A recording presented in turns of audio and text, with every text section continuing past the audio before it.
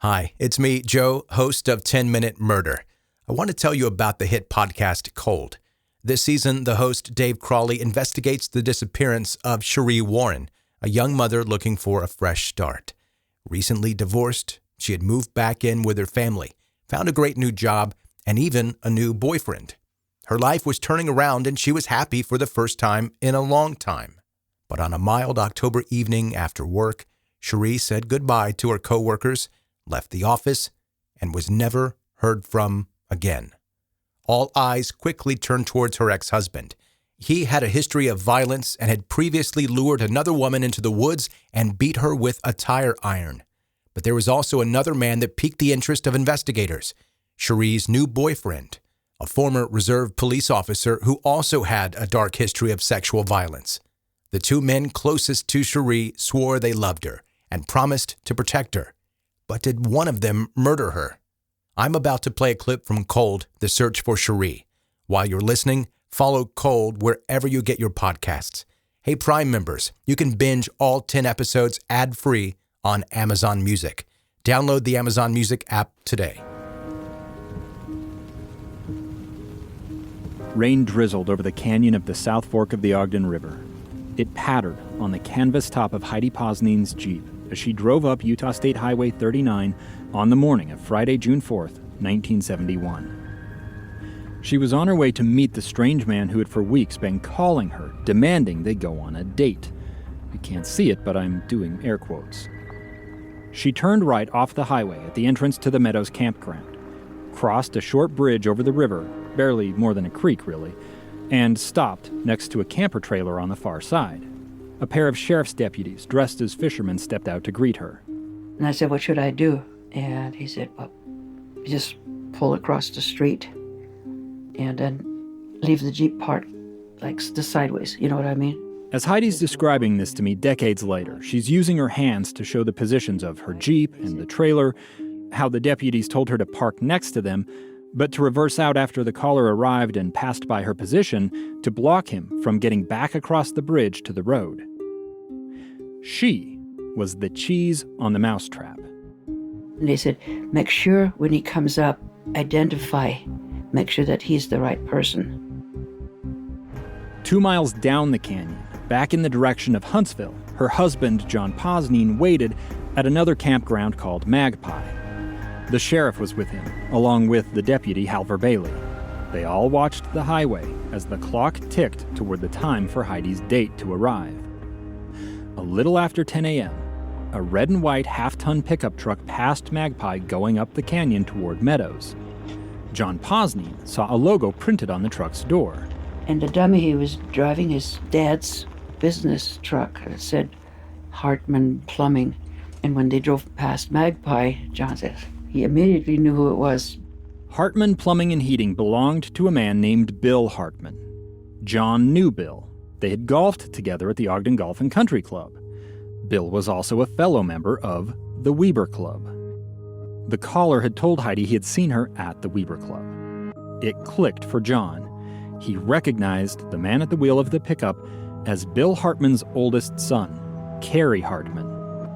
The sheriff tried to radio the two undercover deputies who were with Heidi at Meadows to let them know the caller would soon reach them. But the radio didn't work in the narrow canyon. Heidi had no idea who the young man in the pickup truck was when he turned off the highway, drove across the bridge, and stopped next to her Jeep. No, because I never paid any attention to him before. I didn't notice him before. The young man rolled down his window. Heidi saw he had brown hair, green eyes, and appeared clean-cut, like a cop or military man. Kind of forgettable. He says, "Hi," I can't remember exactly, and then I said, "Why would you pick on an old lady like me?" And then he made some remark that I was sexier, prettier, something, you know. You're not an old lady at this point, though, right? No, gosh, no. But I was way older than he was. I already had kids, you know, teenagers. So, yeah, I was an old lady. Cary Hartmann was 22 to Heidi's 36. And he kept looking at that trailer and was getting a little nervous. And he said, "I'm going to just pull up there. Why don't you follow me up there?" By up there, Cary meant farther into the campground, behind a line of trees out of sight of the road. He drove past her up around a bend. Heidi put her Jeep in reverse, pulled out and blocked the narrow road just as the deputies had instructed. She then leapt from the Jeep and rushed into the safety of their trailer. The deputies told her to stay put, then went to stand next to the Jeep. Heidi poured herself a cup of coffee with shaking hands. She listened for the sound of the pickup. It returned after a few minutes. Heidi peeked out the window as the deputies pulled Cary out of the truck and placed him under arrest. They frisked him, finding a small knife in his pocket. Then they tried to call their backup down at the Magpie campground, only to discover their radios didn't work in the canyon either. So the deputies piled into Cary's truck and drove it, and him, down the canyon to meet with the sheriff. I stayed a while because I was all nervous, I guess. Whatever. I'd had my coffee, and then I got in the Jeep and I drove down, and they were already gone, so. Only later did Heidi learn from her husband, John, what had happened when Cary had arrived in handcuffs at Magpie.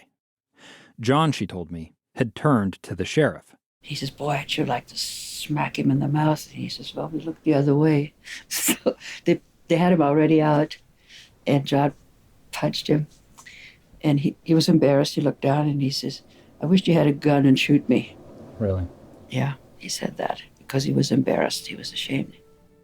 John Posnine had punched Cary Hartmann in the face, while the sheriff and his deputies looked the other way. Needless to say, this wasn't legal. The deputies had then taken Cary to the Weber County Jail in Ogden, where they'd booked him on suspicion of making threatening phone calls.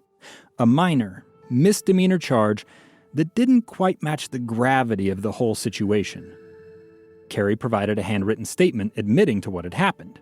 I called the lady and said, would you meet me at a time and place? If not, some harm would come to your husband's car, and possibly him. That's not Cary's voice, but they are his words, read by a voice actor. Even today, Heidi downplays the seriousness of what happened. Well, because he really hadn't done anything other than met me. But I'm here to tell you, there was something much more ominous behind those phone calls. Something that makes Heidi's mouth go dry and her hands fidget when she really stops to think about it. This season isn't about Heidi Posnine. As I said earlier, it's about the disappearance of Sheree Warren. But there's a reason we're starting with Heidi instead of Sheree. It's because Cary Hartmann, the man who tried to lure Heidi up that canyon, would years later meet, befriend, and woo Sheree Warren.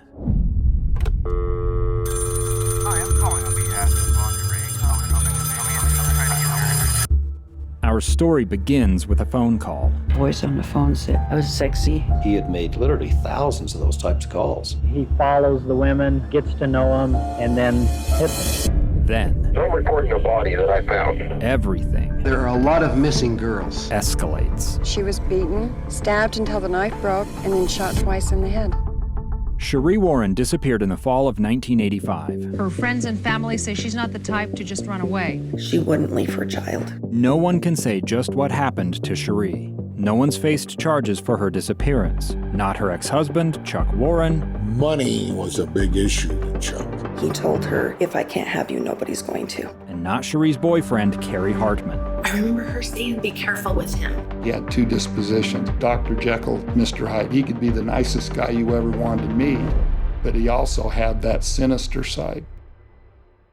Hey, Prime members, you can binge all 10 episodes of Cold, The Search for Sheree, ad-free on Amazon Music.